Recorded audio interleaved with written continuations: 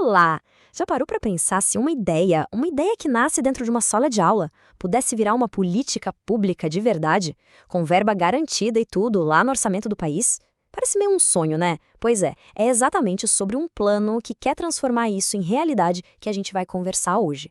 Vamos mergulhar numa iniciativa super inovadora que está buscando conectar estudantes e escolas diretamente ao orçamento nacional aqui no Brasil. Bom, esse mapa mental que está aí na tela, ele é bem mais do que um simples desenho. Ele representa um modelo totalmente novo e, olha, muito poderoso de participação cívica. A grande sacada aqui, o pulo do gato, é justamente criar uma ponte, um caminho real para que os projetos que nascem na educação se tornem políticas públicas de fato, com impacto direto no futuro de todo mundo. Certo. Para a gente entender como essa engrenagem toda funciona, nossa análise vai passar por 6 pontos-chave.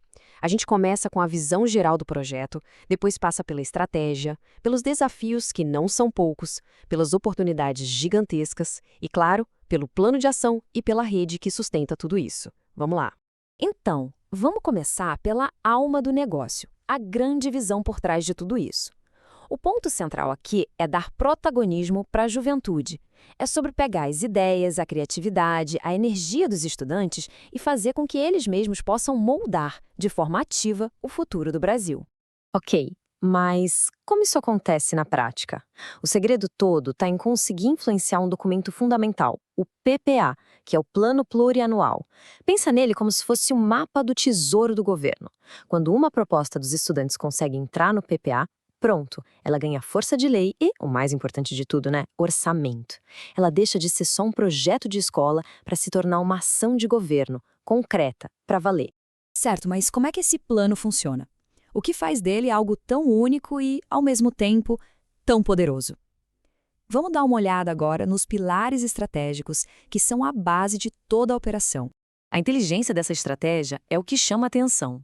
As propostas não são ideias soltas. Elas já nascem desenhadas para conversar direto com o PPA e com outros grandes programas do governo, tipo o novo PAC, que foca em infraestrutura, e o Plano Clima.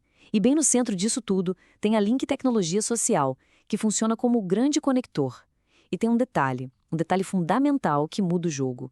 A pauta da justiça racial é obrigatória em todos, sem exceção, todos os projetos. E isso nos leva direto para o ODS 18, o de justiça racial. O simples fato do Brasil ter adotado esse objetivo voluntariamente já é muito significativo. Mas, na prática, o que isso quer dizer?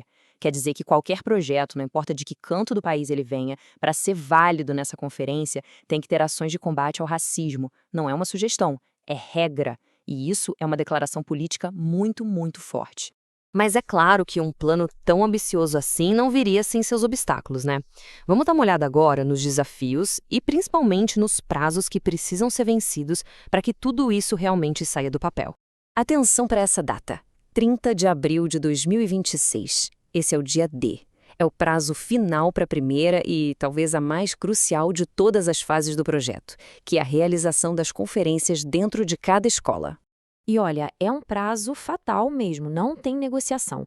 Todas as escolas que estão participando precisam registrar suas conferências até esse dia. A urgência aqui é real. E os desafios não são pequenos, não. Primeiro, tem essa tal de tradução metodológica. Como é que se pega o brilho de uma ideia de um aluno e transforma na linguagem técnica e, vamos ser sinceros, um pouco cinza da burocracia? Depois, o alcance territorial. Como adaptar metas que são globais para a realidade de cada município? Tem também o rigor técnico. As propostas precisam se encaixar em 62 indicadores específicos do governo. E, por último, a mobilização digital. O sucesso de tudo isso depende de conseguir muitos votos para os projetos numa plataforma online. Mas a gente sabe, né? Com grandes desafios vem também grandes recompensas. Se esses obstáculos forem superados, as oportunidades que se abrem são incríveis. Vamos focar agora no que todo mundo ganha ao embarcar nessa jornada. E o que se ganha com todo esse esforço? Bom, as escolas podem conquistar um selo de reconhecimento nacional, o que é ótimo para atrair parcerias. Elas também passam a ter acesso a outras fontes de financiamento. Mas, o mais impactante de tudo, são os próprios estudantes. Eles podem ir para Brasília como delegados, defender suas ideias no palco nacional. Imagina só! Com tudo isso em mente, Qual é o caminho até lá? Vamos ver agora o cronograma, o mapa da mina, com os próximos passos todos bem definidinhos. O cronograma é bem intenso e rápido. Em março de 2026, tudo começa para valer, com a mobilização das escolas. Abril é o mês da ação, das conferências e da escrita das propostas. Em maio, a campanha se espalha pelo país com a votação digital. E em junho, os delegados que foram selecionados se preparam para o grande momento, a etapa nacional lá em Brasília. É claro que um projeto desse tamanho não acontece por conta própria. O sucesso dele depende inteiramente de uma rede de colaboração muito poderosa. Vamos entender como essa grande engrenagem funciona. O que é fascinante de ver aqui é a clareza dos papéis de cada um. É como um time bem montado. A Link é o cérebro, que traduz e coordena. As escolas são a base, é onde a mágica acontece. As universidades entram com o suporte técnico, acadêmico. A sociedade civil faz a pressão política e busca recursos. E o governo, bom, o governo é o alvo, é onde as propostas, no final das contas, precisam chegar e ser integradas. E a gente termina com essa reflexão.